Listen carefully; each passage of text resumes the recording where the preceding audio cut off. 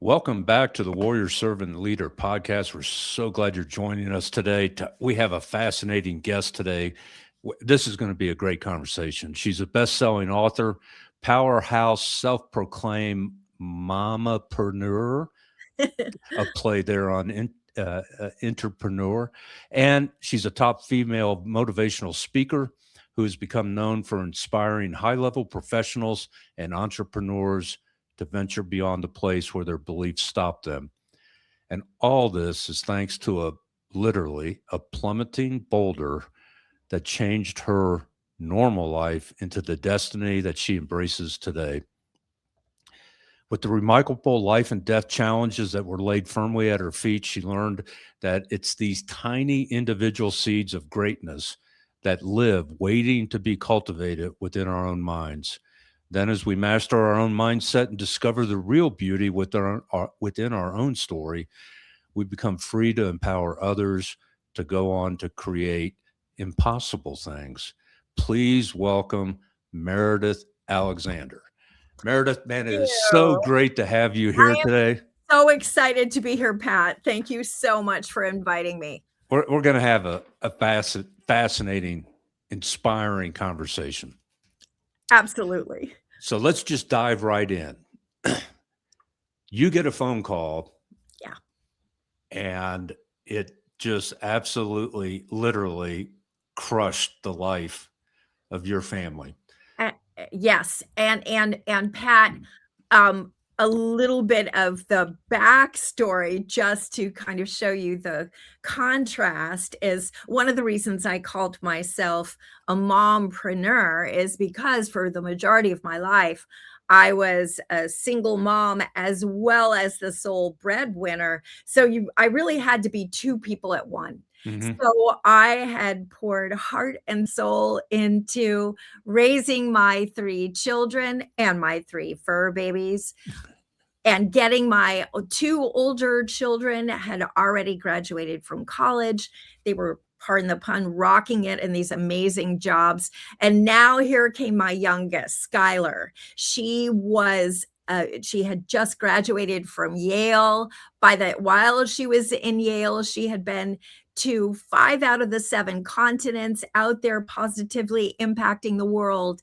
And I mean, like teaching English in Nepal, building a school in Peru, you name it. She'd been to Tanzania, all over the world, determined that she was going to leave her thumbprint on this planet. So the night before, I had FaceTimed her and she'd shared pictures of rappelling down a waterfall in Colombia, South America. And there was just nothing that she couldn't do. She was absolutely fearless. So on this particular Friday, right in the middle of my busy season, the phone rang. And from the instant that I heard the exhale on the other side of the phone, I knew my life was about to change. And this voice of one of Skylar's friends who had been with her said, I don't know how to tell you this, but there's been an accident and doctors are working on Skylar right now. And it was a moment where, for me, it was almost as I split into two different versions of myself. The version that was just in total shock and disbelief watching all this unfold. And the other part that, as you can imagine, was simultaneously experiencing just about every negative emotion of grief, despair, rage, you name it. And just wondering, am I enough to be able to rescue my daughter from this scenario? Mm-hmm. Wow. And so often our initial reaction to chaos in our lives or challenges or obstacles or the unexpected, and even sometimes when it's good things. I mean, an Yes. opportunity, you get a phone call about an opportunity. Hey, we want to bring you on board, but you got to, move 2,000 miles away. And are so often, and I think we're conditioned. I mean, we're brought up this way that we either, is it, flight, fight, or freeze, Yeah. and and and we don't, we want to forget everything and run. We want to come out swinging because we're so mad, or we just freeze and we have no idea what to do. Right. But in reality, there's a fourth response, and this is what I want to get into with you: the whole mindset, the grit mindset, the epic mindset. But before we get into that, finish the rest of the story, because this is Colombia, South Yes. America, and you have to fly down there, and Absolutely. And that, and see, this is where, I know it's a cliche, but this was just validated over and over again in our story. Trust the process, Mm, because for me, there were so many moments that felt like the experience. I describe it as this: it's that moment when you walk out of the front of your house. It's this glorious, dewy spring morning. And then you take the next step, and all of a sudden, there's this absolutely perfect spider web in front of you that one step earlier was completely invisible to your sight. And yet, in this moment, the perfection of what is lurking there reveals itself, only to disappear with your next step forward. And there were so many moments, and this was one. If that accident had happened to Skylar in the city where I live, to your point, I might have been so engulfed in, oh, I gotta go, I gotta go, I gotta, just panic, mhm. that I wouldn't have been forced to slow down and really kind of process and choose. And I really deliberately say choose, because up on that plane at 30,000 feet in the middle of the darkness was absolutely the best place to really start asking myself some powerful questions, because what became really apparent to me is that my daughter needed me to transform into a version of myself that I didn't even know existed. And yet I had to find it. And fortunately, and I do use the word fortunately, the process of my life had set it up so that this was not my first boulder. This was my first literal boulder. But I had had all kinds of disruptions, disappointments, devastations many, many times in all different shapes and forms and faces in my life. And what that had inspired me to do at some point is to give up. And I don't mean crawl under the covers. I mean, give up believing that, yes, I was highly educated. I should be able to figure this out on my own. Yes, I've been there. I've tried that. I've done everything. Yes, I know what I should do. I'm looking at all the evidence. I'm being realistic. I had to give up all of that because none of it appeared to have been working. And I had to be willing to dip in to this beautiful resource that is called our imagination, that normally we play with it when we're a child, but as we get older, we start really only giving it authority to rule over worry, fear, self-doubt. Those are most of the playgrounds that we allow ourselves to be realistically playing with, right? Well, I had to use my imagination to start asking some different kind of questions. Well, what if I haven't tried everything? Are there some people who seem to have figured out some things that I would love to figure out myself? So it led me to really explore the people who had faced insurmountable challenges and emerged as bigger, bolder versions of themselves. Did they have anything in common? Were they just born under a lucky star? Well, it was always their inner game. So on that plane, I realized that I could not control the outer game, but I sure as heck knew enough to play a really mean inner game. And if it had a prayer of helping my daughter, well, then game frickin' on, right? Yeah. Game on. Yeah.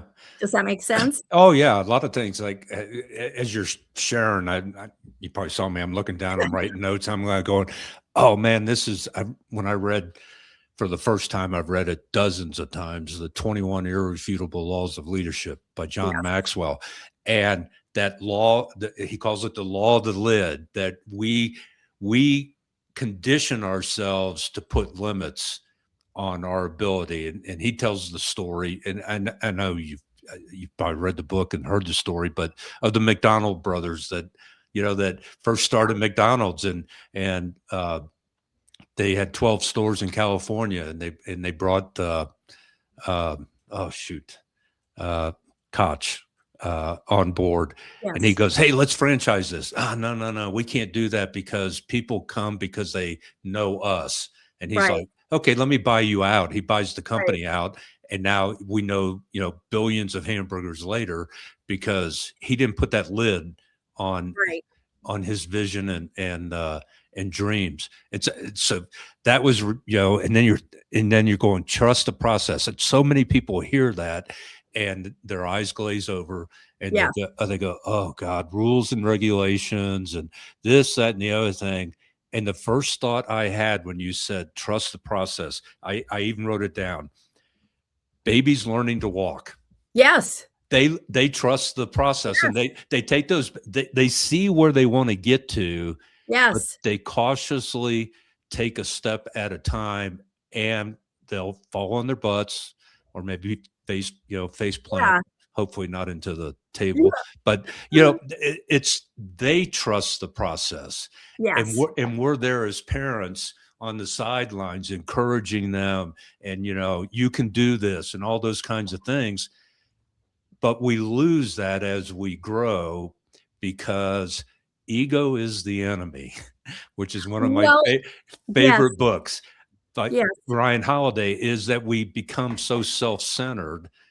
At the same time, we think we can do, if you want it done right, do it yourself.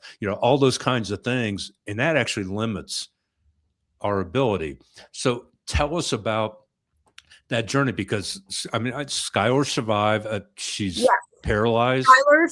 She's not paralyzed. Here's the interesting thing. She survived literally the unsurvivable. I mean, I cannot tell you, Pat, how many times one of these like Olympian level neurosurgeons pulled me into the nurse's station, pointed at something on the computer screen that was like a CAT scan or something that meant absolutely nothing to me.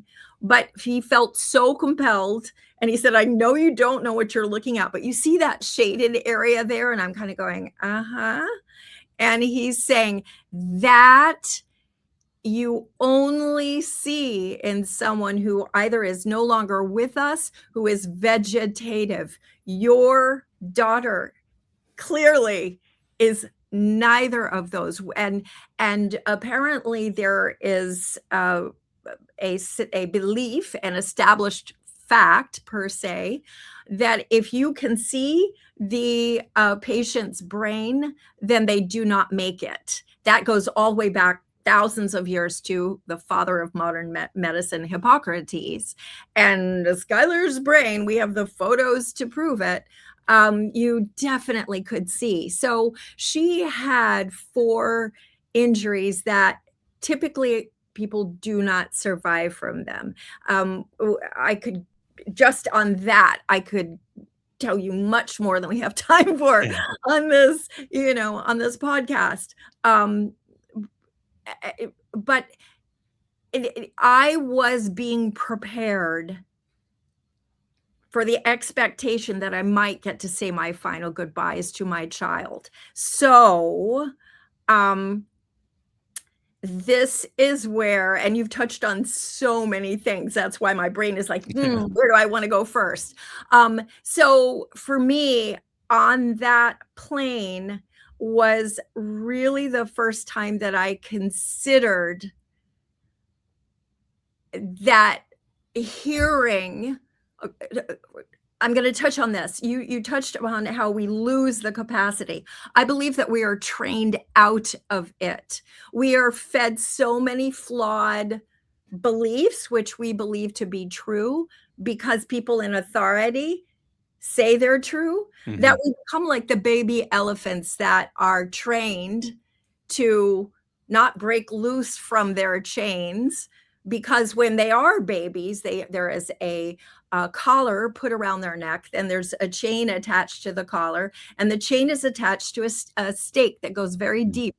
And so the baby elephant at that point in their life, it is true that they do not have the capacity to break free. In fact, if they keep pulling, it's painful.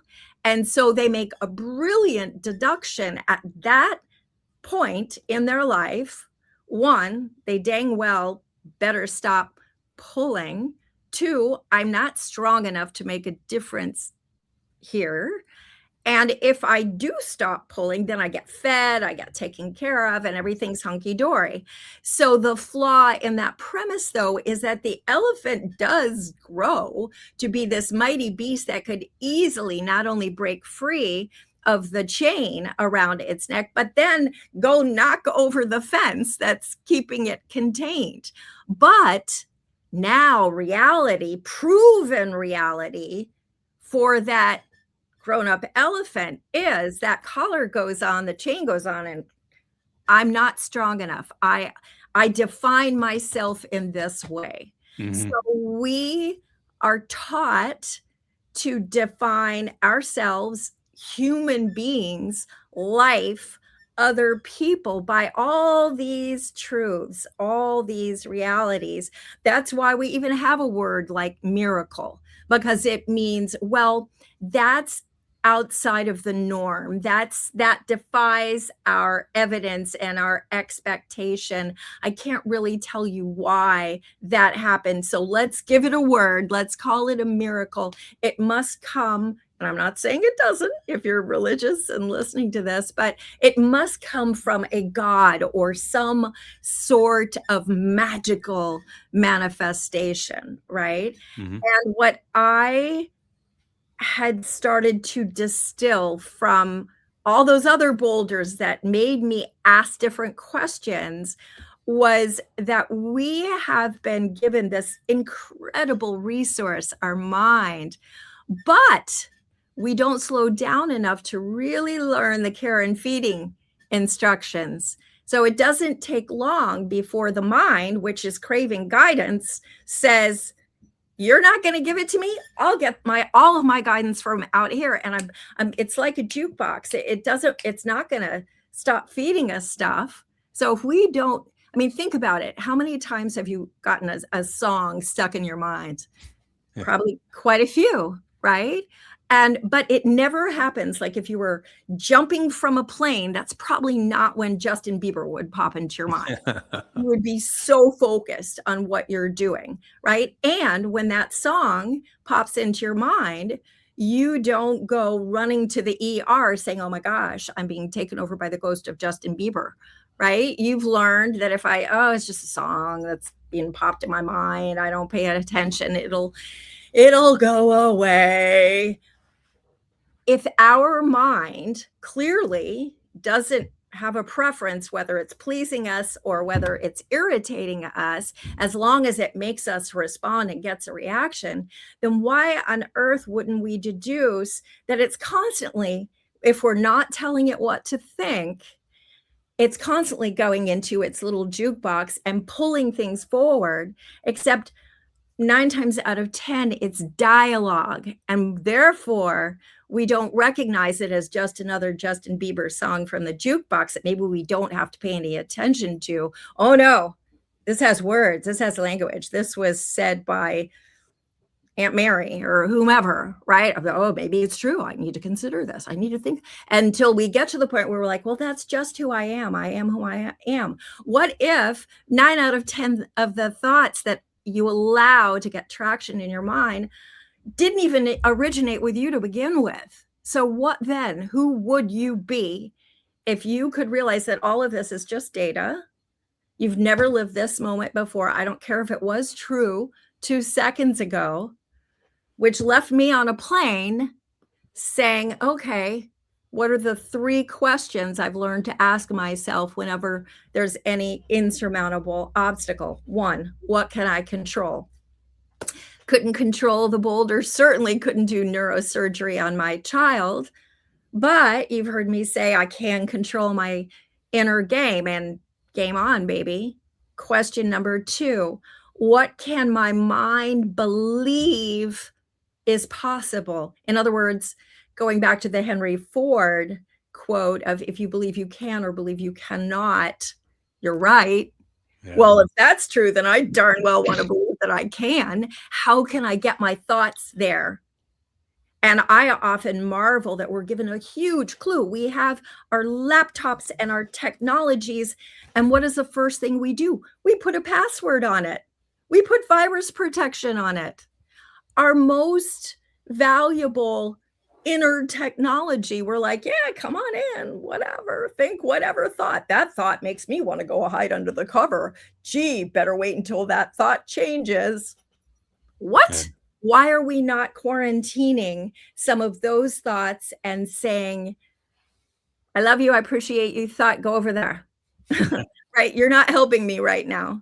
So how can I think thoughts? How can I get my mind to say yes on that plane? That yes, a miracle is possible for my child.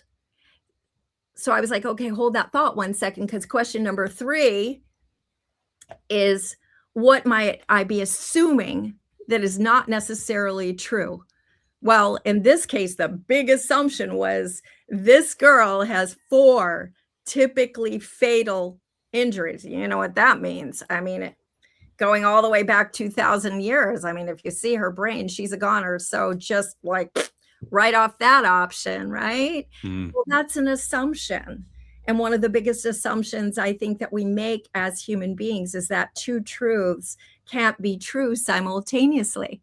They absolutely can. It can be very true that my biggest challenge right now is finding my confidence so that I can get on that stage and deliver the type of talk that I would like to deliver. That can be very true. That's my biggest challenge right now. However, it can also be true that my biggest commitment right now is to figure out how to get more confidence so that I can get on that stage and deliver the type of talk that I intend to be delivering. Which one feels more empowering? Well, my biggest commitment right now. And so much of that relies around the language, and not just the language you're using with others and repeating over and over and over and over and over and over and over and over and over again every day, but the language that you're repeating within yourself incessantly. And when you do not quarantine the thoughts that probably weren't even originating from you anyway, when you do not quarantine them, then you become a manifestation, an embodiment of who those thoughts tell you you have to show up being, because it is what it is, right?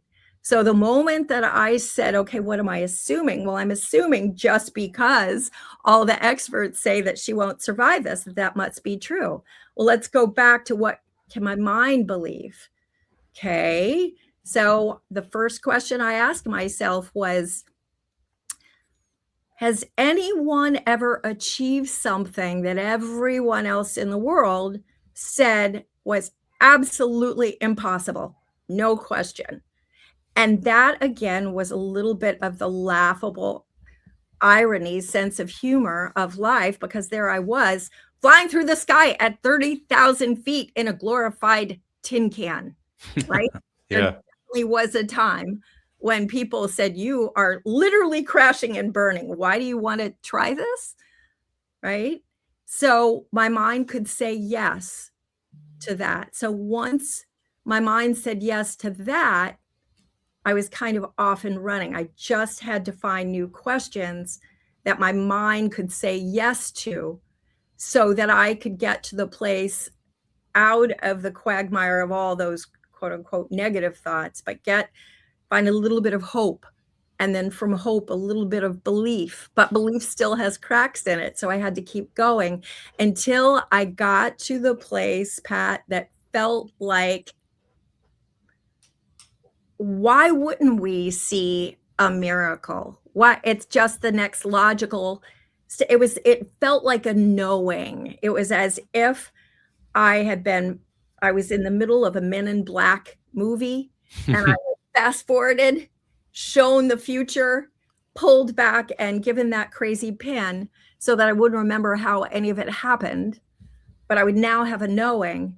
And so it was that, which of course stemmed back to all those terrible things that I was really ticked had happened in my life, things I couldn't forgive, much less feel grateful for. Well, guess what turned out to be incredibly useful to me? If I hadn't lived through those, if they hadn't driven me to let go, to give up of all the things that, ironically enough, unbeknownst to me, were in my way and forced me to feel like I had no other choice but to explore this direction, I would not have been capable of finding that version of myself that showed up at that hospital bed next to my daughter. And I had been gifted by the process, the universe, God, whatever you want to call it, the need to spend those extended hours on a plane getting to her so I could remember who I had the capacity of being. And so that I remembered, I don't care how horrible the evidence is, the experience, Mhm. you have a choice what you focus on and what you choose to make that mean, and therefore who you show up being. Yeah, man, lot to unpack there. Uh, I know there's data out there that we have. One of the things you're talking about that yeah, I actually did a piece on this. Is I'm hearing voices in my head that those conversations that you're, and everything begins with a thought. And statistically, the research shows we have 50,000 ish thoughts a day, and 80% of them are negative. And Mhm. and that we have to learn to intentionally Yes. uh, live our lives and go, because you can't stop a thought from happening. Your brain just the way we're Right. wired and all that kind of stuff. But you can control how you respond to the thoughts that you have. The best way it was explained to me is uh, thoughts breed attitudes, and an Mhm. attitude is just a settled way of thinking. And you ever have your, mom or dad when you were growing up going, "I don't like your attitude." Right. Well, they didn't like your behaviors because attitudes are displayed in behaviors, and they can't read your mind, but your behaviors telling them some insight as to what you're thinking, and then repeated behaviors become your habits, and they could be good habits, they could be bad habits. But the whole point is, if you understand that everything begins with a thought, thoughts create attitudes, attitudes are displayed in behaviors, you have control over how you're going to behave. And then those repeated good behaviors become your habits. And then that becomes your culture, what you expect and accept from yourself. And and not, I mean, we all have, you had boulders. I As you're sharing your story, I'm like, one thing, and I love John Maxwell. I, I personally met him back in 2013 and spent some time with him. What an incredible guy. And one of his big things, and I think it's one of his books, if you want great answers, you have to ask great questions. Yes. And we need to get off that lazy river ride that we have become complacent and comfortable with, because we buy the lie that says it is what it is and that there's nothing you can do about it. That kind of mindset I call it the warrior servant leader mindset. We're going to talk about your grit mindset academy, but I'm reminded of two really important boulder moments in our life. And one was at the hospital when the doctor says to my wife, "You have ovarian cancer." Yes. And we experienced a miracle, literally. That's a whole nother episode. That when they did this emergency surgery 3 days later, it's a great story, but getting that gut punch in person, kind of news, really sucks. And so what I want to kind of get into is the how do people actually get these skill sets and undo that conditioning or whatever you want to call it? How do you do that? So I will preface this, Pat, by saying that request, that question, is why I spend sometimes 6 months, sometimes years working with high achievers, high level professionals to learn how to, especially in crisis, it's really not that hard to learn the concepts, but then to live them, especially when you're in crisis, when you're in the middle of change, unpredictability, something that you believe that you totally did not ask for and did not see coming. So so first is really important is to give yourself grace. This is not a flip of the switch thing any more than it would be saying, "Oh, Pat, you just need to go to work out." You walk into the gym one time, you lift things, you're like, "Wait a minute, I'm not perfectly cut. What happened? I thought all I had to do was go to the gym." So you do need to give yourself grace, and you need to have the conviction that you are going to emerge as the sovereign. I call it the sovereign of your own mind. My formula, my approach is a sovereign impact approach.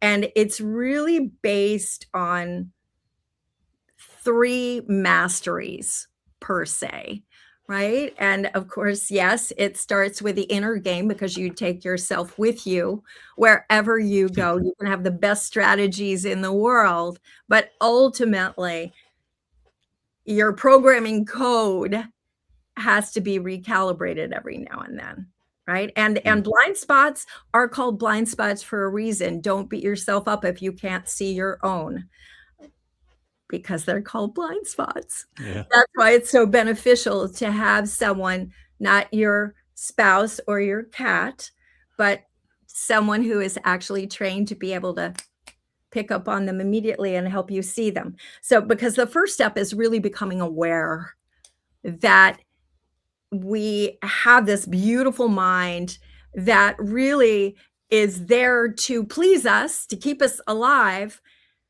but no one has clearly defined what that means.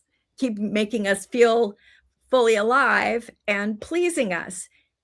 I mean, imagine how confusing it can be to a mind if the time you come most alive and animated is when you're really, really pissed off.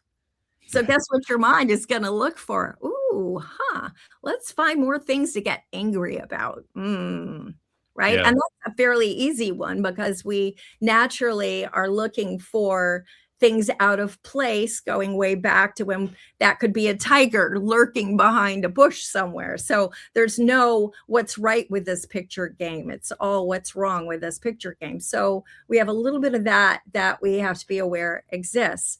But there are really three elements that I have my clients start working on. The first session we do, regardless of whether we're going to go on and talk about, executive leadership strategy and how to apply it in this context. Very first session is always about the inner game and some of the things that our minds will do or won't do if it's left on autopilot, and how there's nothing wrong with you. It's just your mind saying, oh, okay, no one's given me any particular instructions. I just have to, whatever programming floats my way, that's where we're going to run with it. So as you start to take that sovereignty back, you need to focus on three masteries. Instead of having an elephant in the room, we already talked about that, you're going to have an elf in the room, ELF. And the very first muscle you're going to start strengthening is that ability to envision. In other words, to use your imagination as your turbocharge, as your superpower, right? Because if you think about it, to our knowledge, we're one of the only species that has been given this thing called imagination. So were we given this for kind of sadistic purposes so we could torment ourselves with it? Makes no sense. If you think about it, we are so interactive with our environment, with our experiences and the immediate data right in front of us. We need something to offset that so we don't stay paralyzed or always in fight or flight.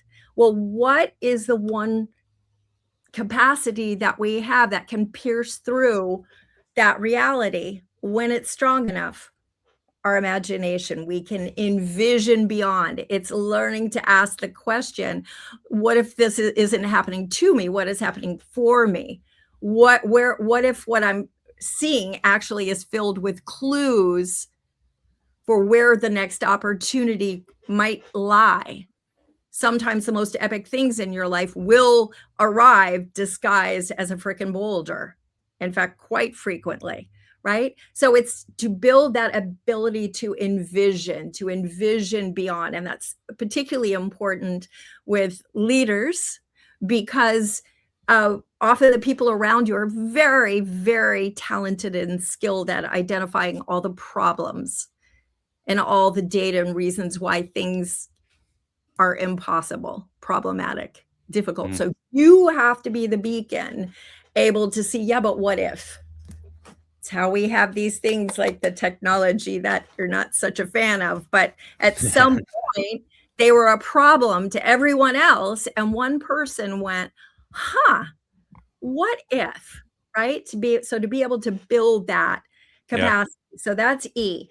L is language, what we talked about a little bit, very close to what you talked about. A word is not just a word. Every word has an invisible story that creates an association, as you said, attached to it.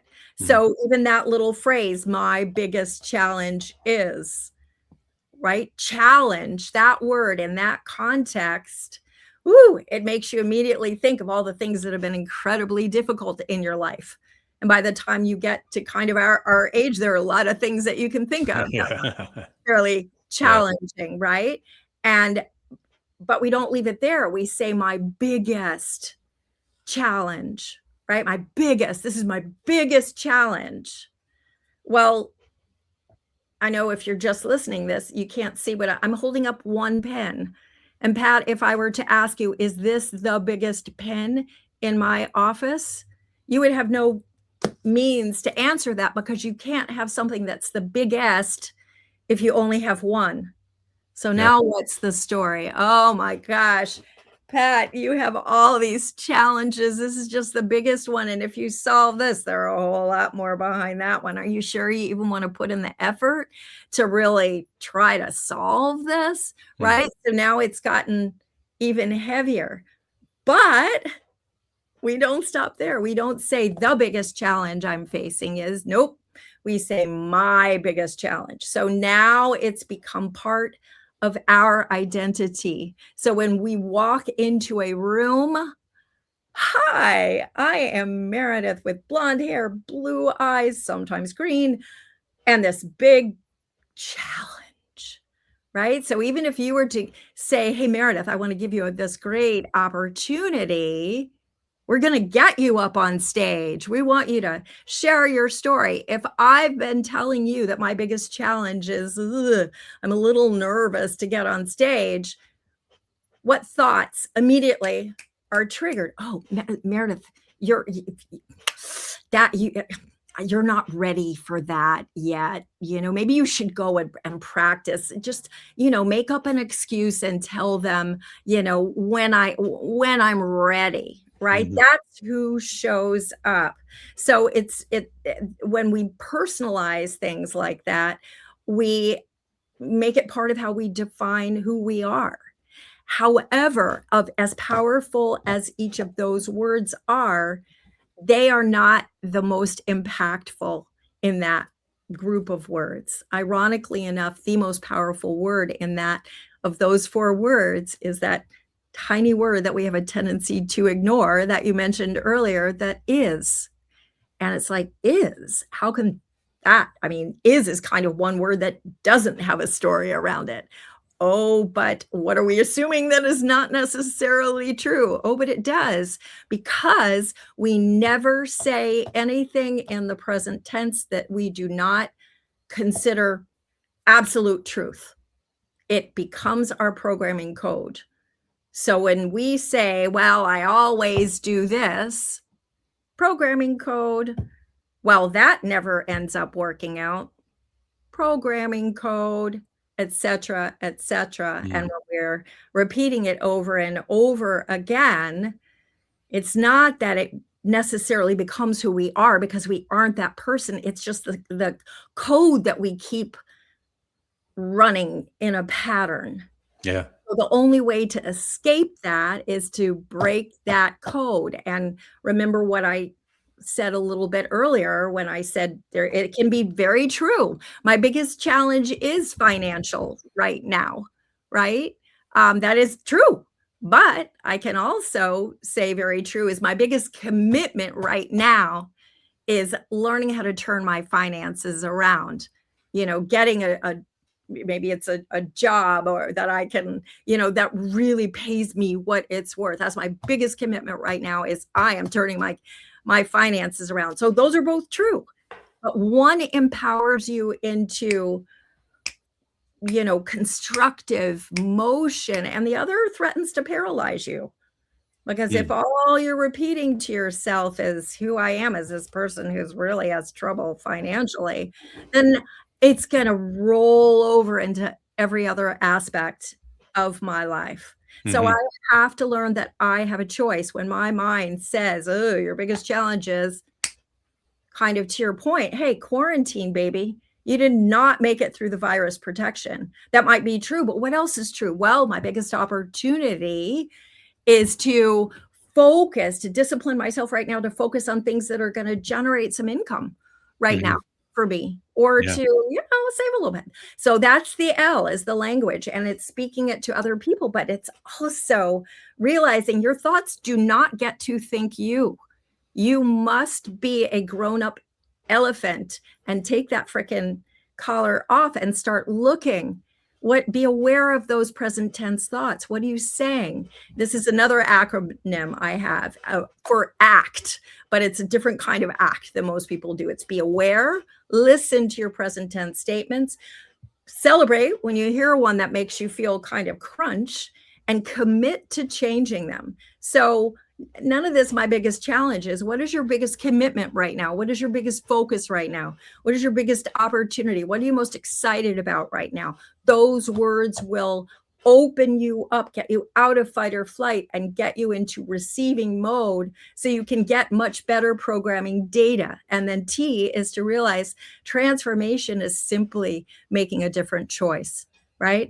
Yeah. So ELF, E is in vision, L is language, F is focus.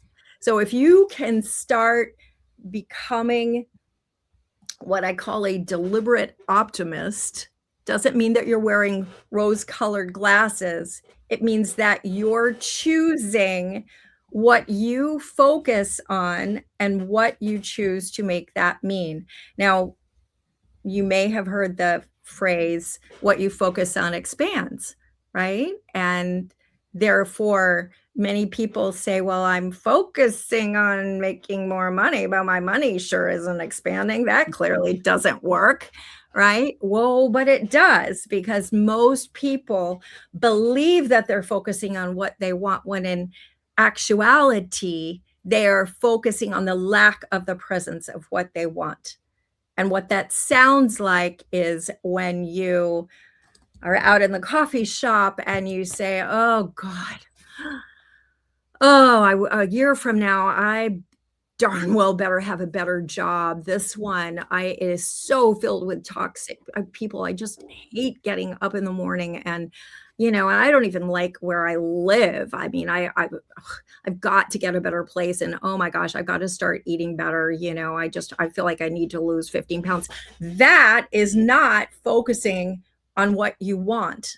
That is focusing on the lack of the presence of what you want. That is a checklist of problems, a grocery list of all the things that are missing, standing in the way, as you see it from that perspective, between you and this situation that naturally you're going to react to with happiness, because I'm not responsible for my own thoughts or creating that. I'm just a reactor. And that's how most people go through their life, is as if they're walking into a casino and praying that the house lets them win every now and then. Yeah. Wow.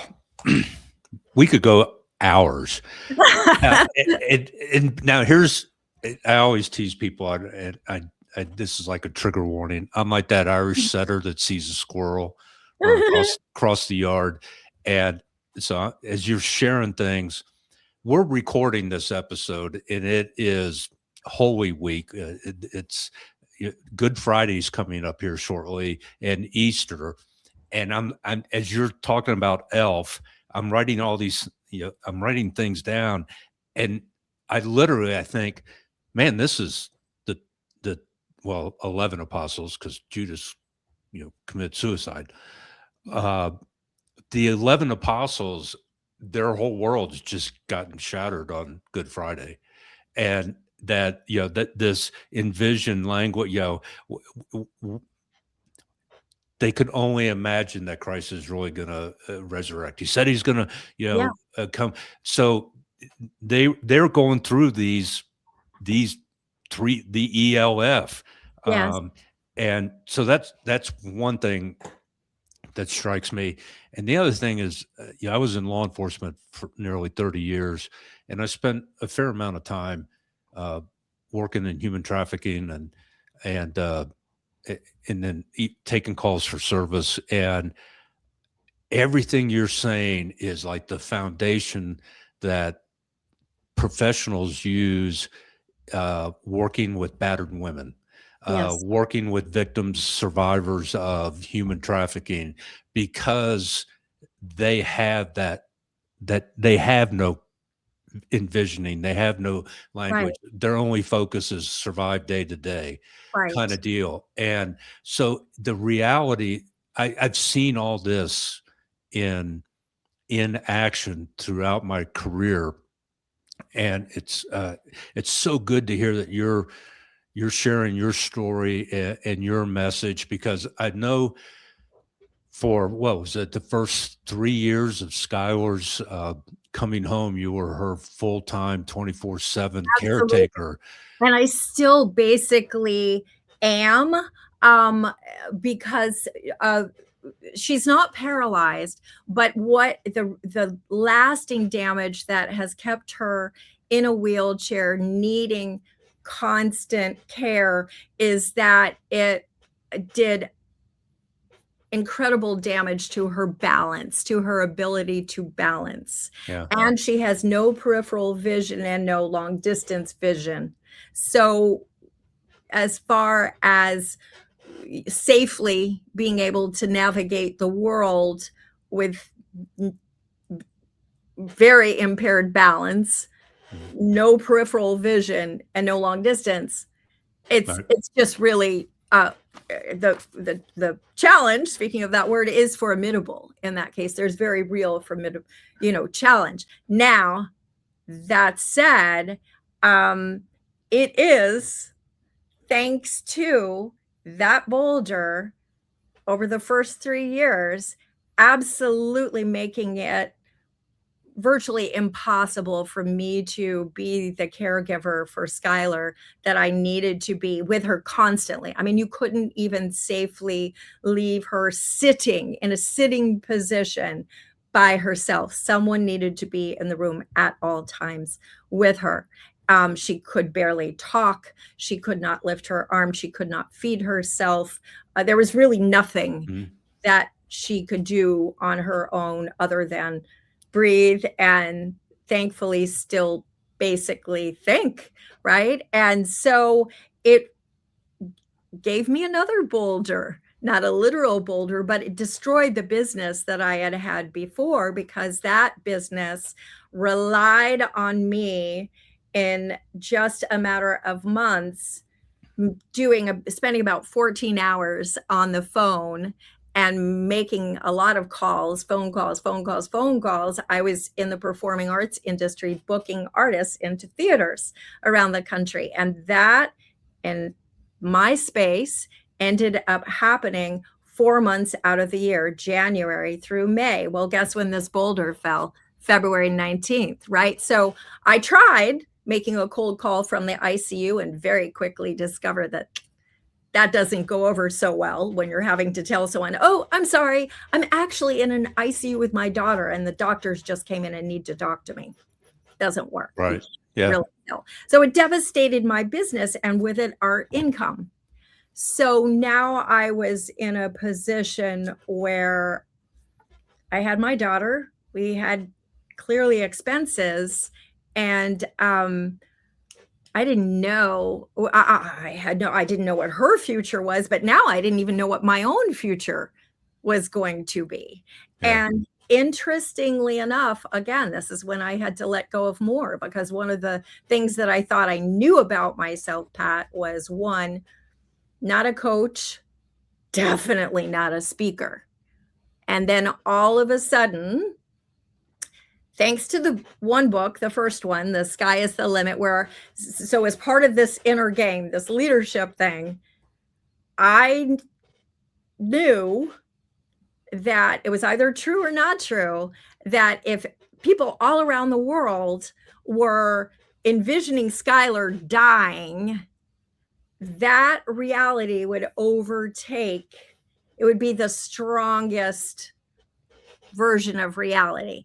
I had to get other people on my team, on Team Skylar, right? So that they envisioned her. So I was not writing, oh my God, we're bad. It was, hey, if you want to support us, then you go out there, you live your dreams, you be the best version of yourself.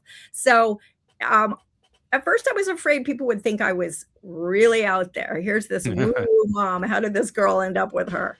Right. But shockingly to me at the time, people ended up loving it enough, so they started sharing it. So that's where the book is. The Sky is the Limit are the actual posts from the first 4 months. So as a result of those posts, people started asking me to, one, coach about dealing with crisis and change and how do you navigate that, right? And at first I was like, I'm not going to coach that, especially in the corporate world. I mean, I've been an entrepreneur and that's not who I am. And they're like, oh my gosh, we watched how you navigated and led a team. That's what we want our leaders to be able to do. Really? Mm. Yeah. And it turned out that it was absolutely aligned. And not only was it aligned, it was a career, a profession that I loved so deeply, that I had been looking for that deep love my entire life, but been looking for love in all the wrong Yeah. places. Yeah. I loved doing it, but I was positive I was not a speaker. I was not a speaker. I mean, I was the person that I could get up on stage to introduce one of my artists and I would mess up. I would be so nervous. Like, forget it, Yeah. right? And so, ironically enough, I had purchased a business growth package for my previous business that came with several conferences, several different topics, and I missed them all except for the one that I intended not to go. It just was, kind of bulked in with a package. Mhm. That was called Train the Trainer, and it was all about speaking in front of people. And I'm like, I'm never doing that. And a woman who had gotten very close to me, who become like a sister, said, "No, you have people asking you to speak, and people need to hear your story and your message, and more people need to hear how to do this, how to navigate their own crises. I'll deal with Skylar. You're only going to be an hour and a half away. You go, you do this, and just then you'll know." And Pat, this is where another trust the process moment. I am sitting in the audience the first day with hundreds of other people at this event, and the trainer up on stage says, "Well, if you want to make a small impact, then just toss a little pebble and watch it ripple across the water. But if you want to make a big impact in your life, you need to," wait for it, Yeah. "race your boulder." And I still get truth bumps with that. And I literally went, okay, wait a minute. Yeah. And so that was the moment when I really committed and said, even if there's one person in that audience and everybody else are haters, there's one person in that audience who needs to hear what I have to say. If there's one client that I can help, if there's one team that I can help by working with their leader, even count me. This is the way that I pay it forward for our miracles, right? Yeah.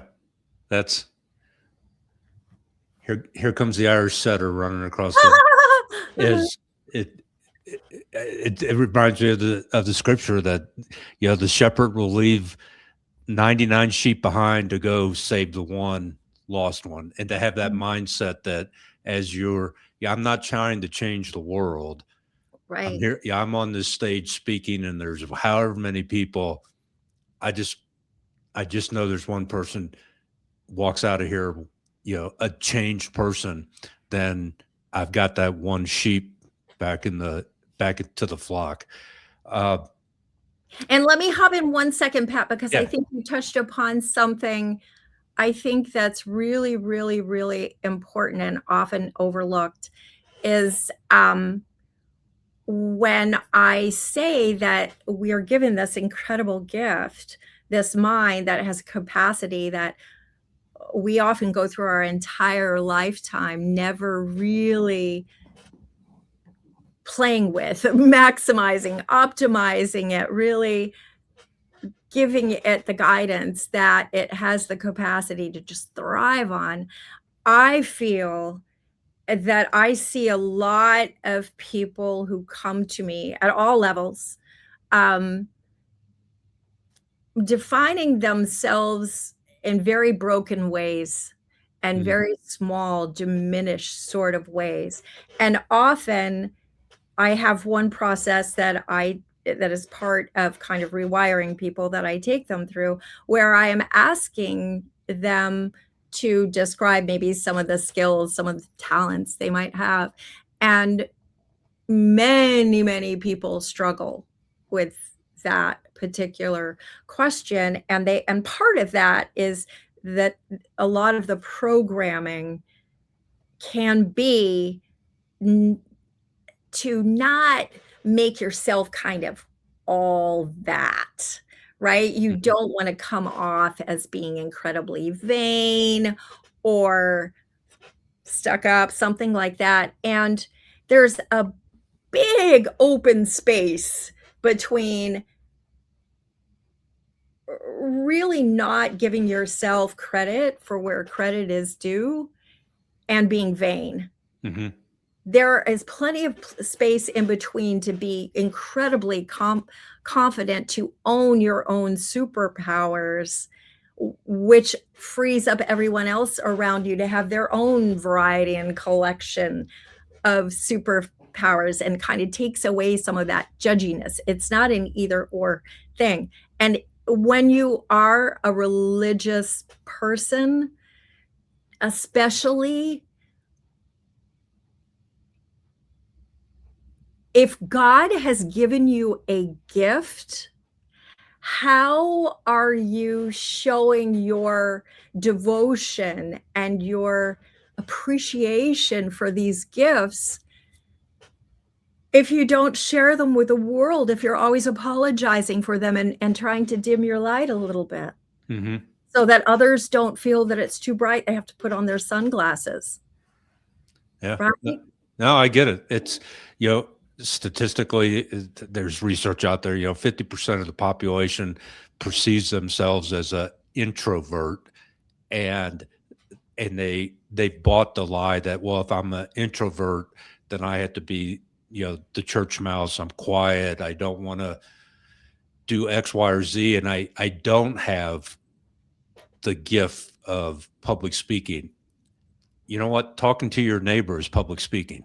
Absolutely. It's a form of it. And I 100%, I agree with you that, and I'm a religious person.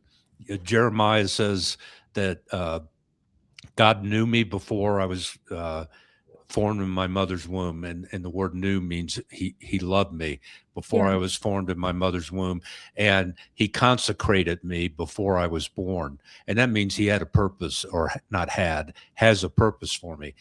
And I so strongly believe in that. If you know my story, is my birth mother was a widow when I was born, and when I was 3 days old, she put me in an orphanage. And it was 16 months later, I was adopted to the United States. And I so firmly believe that the story doesn't, oh man, you poor guy, you were abandoned. And literally, she took a taxi to an orphanage and dropped me off. And 40 years later, I actually met her in person. My two moms got to meet each other in Ireland in person. And that is the truth. Yes. And the two truths you're talking about is the one truth: God knew me and consecrated me before I was ever born.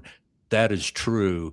And my journey for many years was learning what those gifts were, and then using them. And so, and what you said was so powerful. I have to jump in for 1 second. I think one of the most commonly recognized phrases from the Bible, it's no accident that they have sticking power, and it's ask and it is given. Yeah. Right? Ask and it is given. And there's a reason that we live in a duality where there's up, down, in, out. There are mentors and there are also anti-mentors. But how brilliant a scenario is it that the mentors we love to focus on, right? Because victories makes us feel good. Yay, celebrate. We love that. We think we love that, right? And yet they really are there to teach us to breathe again, where the real expansion, where we really have the potential to evolve and discover who we are. And part of my belief is quite frankly that that there are some things that perhaps you, in collaboration with God, take on, agree that this is your purpose. This is your big why you're coming onto this planet. And some of them come with little disclaimers on the bottom that this is so big that this is going to require some things that you would never intentionally inflict upon yourself in your human form. You would never do this, but they're part of the recipe, just non-negotiable. And do you still want this? And if the answer is yes, from your soul before you are born, then the given, in order to move you closer to your ask, might just be a falling boulder that breaks loose after having been on the side of that mountain for 1,000,000 years. Yeah. But you asked, and it's always given. Yep.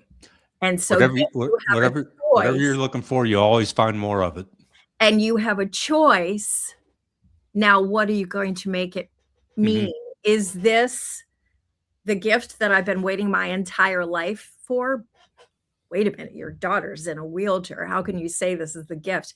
Well, my daughter and I, thanks to her being in a wheelchair, this past year, she was crowned Ms. Wheelchair Florida 2025. Wow. And I took some of the lessons that I have learned from the boulder and in coaching all these leaders, and we said, the interesting thing, going back to the baby elephant, is that where some of the most quote unquote successful people still get in their way are beliefs that they took on as children. What if we could create a book series that would start giving them this empowered foundation from the time they were children? So thinking about the future leaders. And so we have, since July, are you ready? We have published 13 children's books. And in fact, I have one here. Yeah, this is the book one. It's the My Friend the Boulder series, but this is called The Miracle Princess and the Boulder. And it literally is the story. Skylar plays the Princess Happiness. Guess who plays Wise Fairy of the Valley? And the boulder is personified into this little boulder king who gets so envious of seeing Princess Happiness having so much fun when he has to stand still and strong that one day he just can't take it. So he breaks loose and he rolls down that mountain and he lands right on her. But then he's horrified to see how much he's hurt her. So he asks the fairy to come and make it all better. Yeah. And she says, I can't make it all better. So you two have to learn how to basically the only way she's going to get better is if you help her to get better. So one of the first things she does is forgive him for crashing into her, because her scars just cry out that she was bigger and bolder than anything that tried to bring her down. And his cracks and ugliness add to his story as well. So we've created this whole series, and we have an initiative, 1 Million Boulder Futures initiative together. And I often say to Skylar, you were out there changing the world and you had an amazing first life. You're 22 years. Doing more than many people do by the time they're 80, right? However, to some people who looked at you, you were just this pretty happy-go-lucky girl who went to Yale. Of course, I would be happy and talking about positively changing the world. Anything's possible if I were you. Well, boom, comes a boulder. Now she has one eye that's permanently winking. She has scars on her face. She's in a wheelchair, making progress, but she's in a wheelchair, and she's still Princess Happiness. She's still joyous and happiness. So it's great for kids, because when we roll into like schools or hospitals to read, the kids are like, "Oh, what happened to her?" And by the time we finish the story, they're lining up to hug her, tell her how beautiful she is. They're drawing pictures of Princess Happiness. But it's also empowering to adults too. It makes adults realize, a real powerful question: how am I defining whatever? How am I defining success? How am I defining love? How am I defining a happy life? Yeah. Wow. So how can people reach out to you directly? Because I know you have, Unleash the Epic, and a 90-day Right, what 100 program. days of epic book. Yeah, Yeah. I have all different sorts of programs. Sometimes I work directly with companies, where the companies hire me to work with their leaders, or Yeah. to work with their teams, or to speak.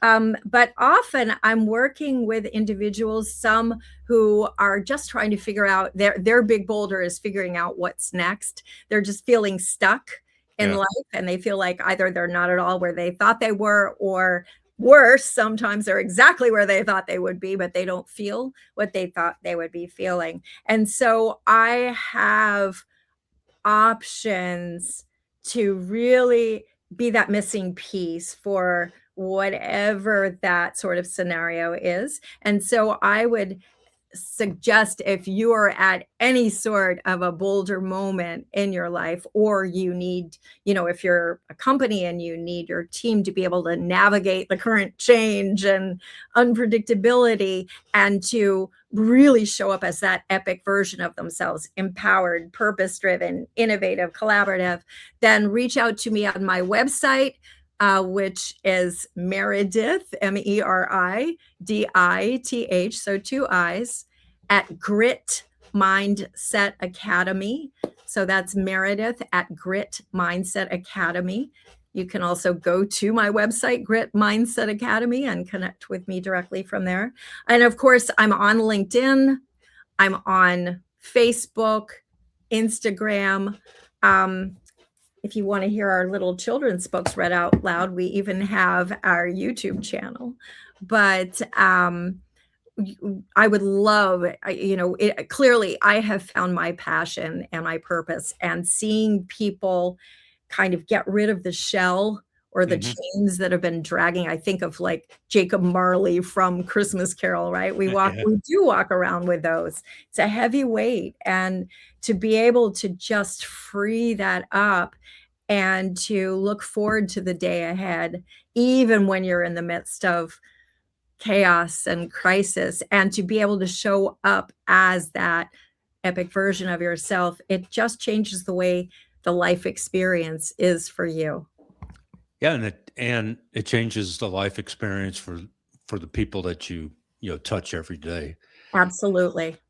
Wow, Meredith, this was, time has flown by. What a great conversation. We're going to have to get you back on and maybe talk about the children's um, book, and how parents um, can start more positively impacting their child's mindset, rather than, because they're going to spend so much time in, once they're get into school age, Yeah, that there's a competing, you call it the anti mentor, right. out there. They're going to be facing that. And how can we kind of armor them up with a better mindset and intentional decision making? Yeah, Um, and I'll just say that the entire collection is on Amazon under Meredith Alexander and Skylar Arakawa. And kind of to your point, Pat, um, each of these books is really focused on real challenges that Mm. children face. One example is one of the characters in our book is actually Little Miss Wheelchair America. And I was checking in with her mom just to see how she was doing and said, oh, she's dealing with a little bit of fear and doubt right now. So what did I do? I went and wrote book 12, which is all about having this impossible challenge ahead of you and having fear and doubt creeping at your side and learning that fear and doubt are in the Magic Valley, but they don't have any power unless you choose to give them the Yep. power. You can, and even empowering phrases for her.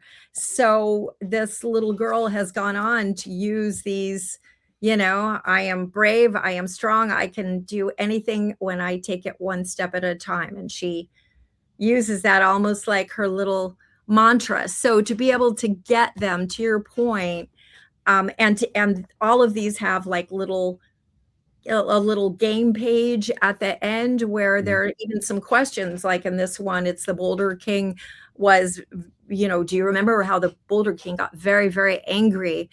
Have you ever felt that angry? What might you be able to do so that you don't end up hurting someone like the Boulder King did? That kind of thing, so that they end up really asking some questions. And Yeah, internalizing. yes, Uh, and so that the yeah, baby elephant programming is some of the things that they just accept as true at that real deep level is a yeah. positive message and not some of the other stuff that is out there. Wow. All right, we're gonna have to do a follow-up episode and Just dive let into me this know. even more. Meredith, I want to thank you so much for spending a good part of your day with us and sharing your story and Skylar's story. And for our audience, I want to thank you for tuning in and being a part of our mission and vision and being a warrior servant leader right where you're at today. It's because of you. We are on 6 of the 7 continents in over 32 countries. And we need to keep building this community of people. So that's how we can change our own little part of the world while impacting the whole world. So thank you so much for joining us today. And as always, I end every episode, always strive to do the right thing at the right time, the right way, and for the right reasons, because that's what warrior servants leaders do every day, every time. Love y'all. See you next week.